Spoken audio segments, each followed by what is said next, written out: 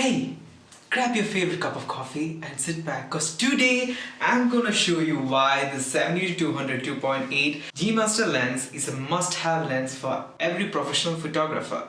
No matter if you are a working professional or an amateur photographer, you must need a telephoto lens, and my favorite focal length is the 70-200. This one is from Sony. I'm a Sony shooter and I bought this for myself. This is the 2.8 fast lens. I'm going to give you the reasons why you should be owning one if you don't already. Why Sony lens in particular, you may ask? Firstly, I'm a Sony shooter. Not just because of that, I think arguably this is the best 70-200 2.8 lens you can buy currently in the market. Almost every manufacturer has this. You look at Sony, yeah, they have this. I'm not really a big fan of the RF version of the 70-200 from Canon because it really creeps in and out when you're zooming. Reliability is an issue for me at that point, and I don't like a lens that telescopes in and out like a front fork of a motorcycle. The Sony version is much more heavy than the Canon version, but even though it's a fact and it will ache your hand at times, I would personally stick with this one because this body isn't made up of plastic. Excluding the lens hood and the lens cap, this is totally made up of glass, high quality glass and magnesium alloy. So the build quality of this lens is top notch. Why is this lens so important for every videographer and photographer? Where can you use this lens? Let me tell you. If you're a wedding photographer or videographer, if you're a landscape photographer, landscape.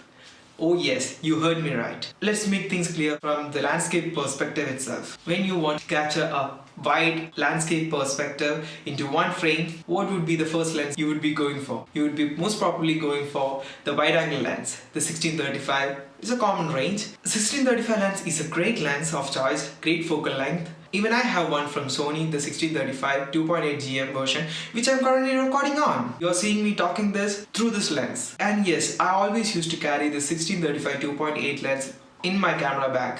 But I would only use that when I'm vlogging myself and when I'm taking a long exposure. But when I'm going for a wide angle landscape shot where there is hardly any movement, I would go with this.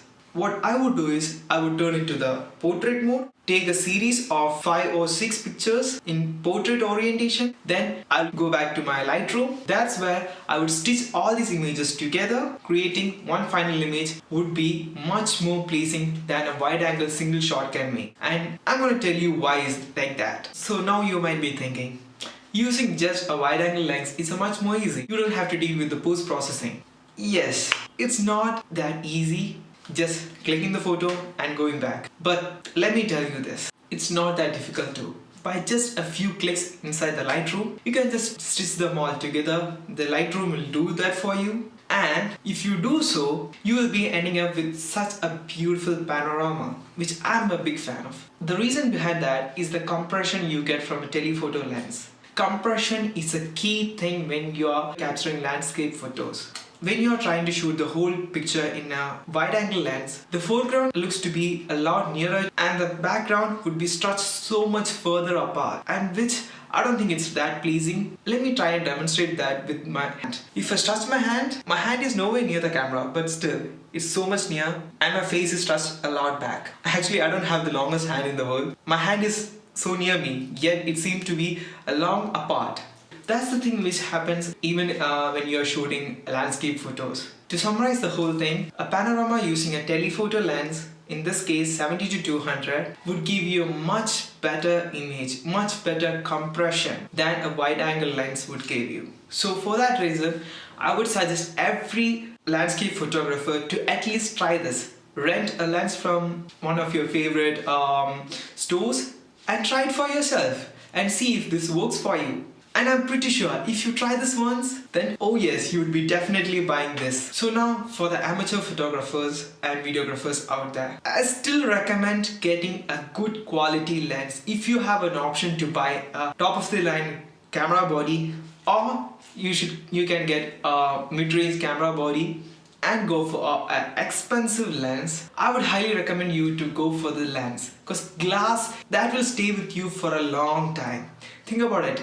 Now almost all manufacturers are releasing new bodies every year, the updated version. Sony just released an A7R4 when the A7R III wasn't even reached its second birthday. So bodies are releasing quite often, but this lens, I think this was released around 2016 or 17, I guess, if I'm not wrong. And this will be with me for at least the next 5 years. I think there is no reason why Sony should release the second generation of this lens in the next coming 2 or 5 years. However, if this lens is not affordable for you, what I would suggest is Sony and Canon has their own f4 version of the same lens. In there, you definitely get some compromises. It's not as sharp as this lens, neither it has the f2.8 aperture, but it's pretty lightweight. So for landscape photographer who just shoots landscape, I would think even though if you're a professional, you can get away with that. But one thing I wanted to emphasize is that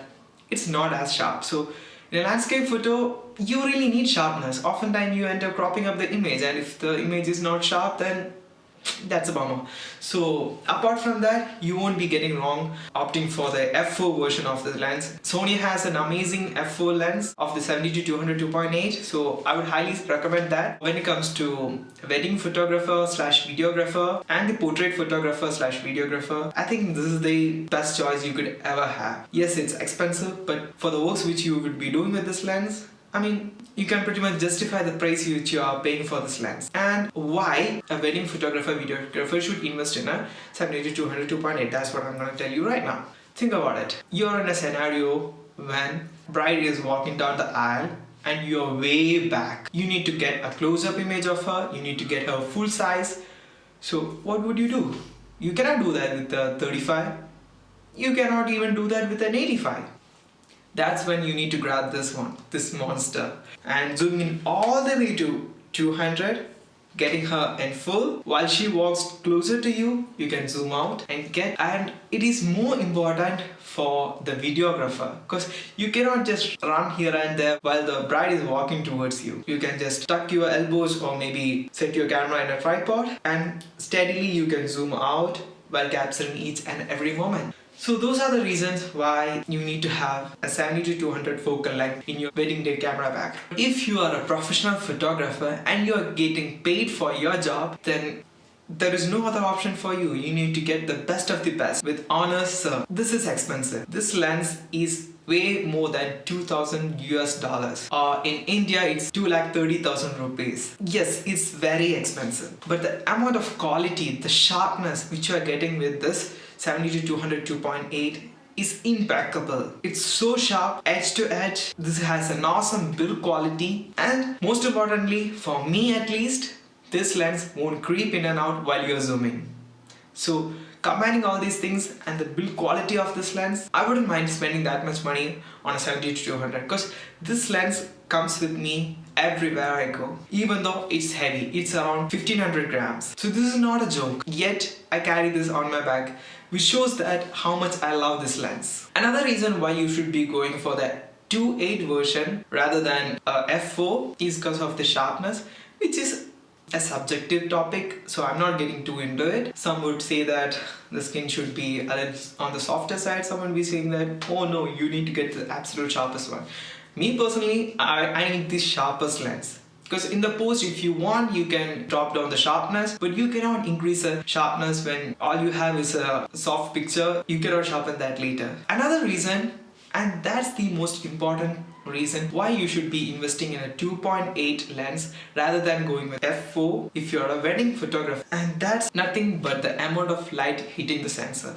This is a fast lens, which means it has a 2.8 aperture, which means the iris, the opening of the lens is wider. If f4 is like this, then the f2.8 is like this. It lets in a whole 2 stops of more light hitting into the sensor, which means that you can drop your ISO more, you will be getting a cleaner image. If you're a wedding photographer, videographer, you know that oftentimes you would be having scenarios where there will be hardly any light.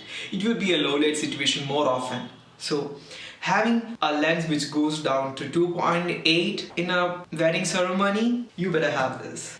So these are the reasons why I would recommend every photographer, videographer to own and use the 70-200 lens. For the working professionals, go with the 2.8. For an amateur photographer or a landscape only photographer, you can either go with the 2.8 or maybe you can pull that off by using f4 version. And if you're really tight on your budget, Canon and Sony has their own version of 70-300, a varying aperture lens. I don't know how sharp that would be, but still you can get away with that. At the time of recording this video, Canon doesn't have the RF version, so all you can do is get an adapter for EF to RF and you can adapt and use them. For the Sony mirrorless users, you have the native option from Sony, the 70-300 f4.5 to 5.6, which is a varying aperture like I said, but still if you're really tight on the budget, I would suggest that. But either way, if you're a beginner, if you're an amateur and if you're a professional, you must be having a telephoto lens. And this is the base of a telephoto range, 70-200. From here, if you are really keen on going to a wildlife photography like birding, like shooting an animal from further apart, Sony has another option, 200-600, which is something for another video. So we will see if we can do something on that lens. Sony, if you are listening, I would like to test your 200-600 G lens. I hope that I can make a video on that. So what I mean by is that this is a base lens. Like when you're talking about zoom lens, everyone would be saying that 24-70 is so normal lens for every shooter out there. Like that, when it comes to telephoto range, this is the middle ground. This is a must-have lens.